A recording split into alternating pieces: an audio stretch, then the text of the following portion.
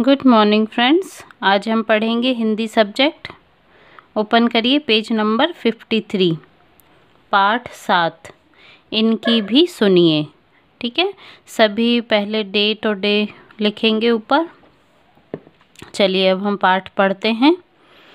मनुष्य द्वारा फैलाए जाने वाले प्रदूषण से प्रकृति दुखी है। आइए वृक्ष, नदी, हवा और मिट्टी की क्या व्यथा है सुने। छुट्टियों के दिन चल रहे थे। शेखर अपने माता पिता के साथ नदी के किनारे पिकनिक मनाने गया था। वह गेंद से खेल रहा था। खेलते खेलते उसकी गेंद थोड़ी दूर चली गई।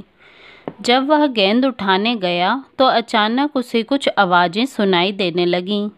उसे लगा जैसे कोई बहुत दुख भरी आवाज़ में बातें कर रहा है।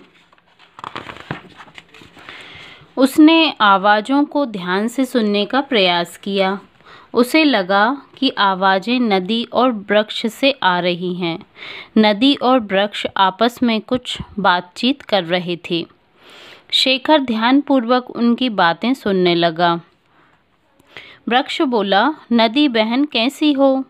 नदी बोली, वृक्ष भाई मैं तो देखो दिन पर दिन छोटी होती जा रही हूँ। मेरा जल जो कभी स्वच्छ हुआ करता था कितना गंदा हो गया है। मुझे तो अपने अंदर ही दुर्गंध आती है। ये मनुष्य कारखानों की गंदगी और नालों का गंदा पानी मुझ में ही छोड़ देते हैं। लगता है मैं कुछ दिनों में सूख जाऊंगी। तो वृक्ष कहता है, हाँ बहन तुम ठीक कहती हो। मुझे ही देखो, मेरे परिवार के कुछ ही सदस्य बचे हैं। बाकी सबको तो मनुष्य ने अपने उपयोग के लिए काट डाला है। तो रात दिन डरता हूँ कि न जाने कब मैं भी उनका शिकार बन जाऊँ। हवा बहन तुम बताओ तुम्हारी क्या दशा है? तो हवा कहती है, मेरा जो हाल है वह मत ही पूछो। मेरा तो दम घुटने लगा है। कारखानों से और वाहनों से निकलते धुएं ने तो मुझे बीमार कर दिया है। वृक्ष भाई तुम्हारी संख्या जब अधिक थी तब तुम मुझे साफ कर देते थे। अब तुम्हारी संख्या कम हो जाने के कारण मेरी बीमारी बढ़ती जा रही है।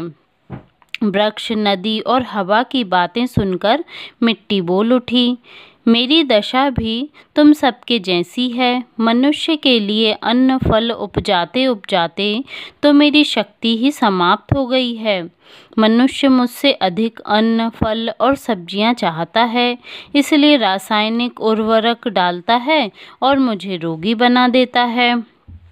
सबकी बातें सुनकर वृक्ष बोला, मनुष्य अपनी ज़रूरतों को पूरा करने के लिए हमारा दुरुपयोग करते हैं। जल, वायु और भूमि को प्रदूषित करते हैं। अगर ये ऐसा ही करते रहे तो हम नष्ट हो जाएंगे, और यदि हम ना रहे तो मनुष्य भी नहीं बच पाएगा। शेखर यह सब सुनकर बोल उठा, आप सब घबराइए मत। अब मनुष्य आपके महत्व को जान रहा है। पुस्तकें, समाचार पत्र, रेडियो, टीवी जैसे बहुत से साधन हैं जिनसे मनुष्यों को प्रदूषण ना फैलाने और वृक्ष ना काटने की शिक्षा दी जा रही है। वृक्ष, नदी, मिट्टी और हवा एक साथ बोल उठे, क्या तुम सच कह रहे हो? तब शेखर बोला, एकदम सच। चलो अब सब मुस्कुरा दो। शेखर की मम्मी उसे ढूंढती हुई आई और हाथ पकड़कर ले गई।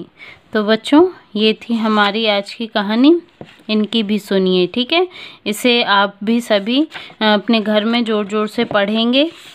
चलिए अब इसके आगे की एक्सरसाइज करते हैं। Okay, thank you.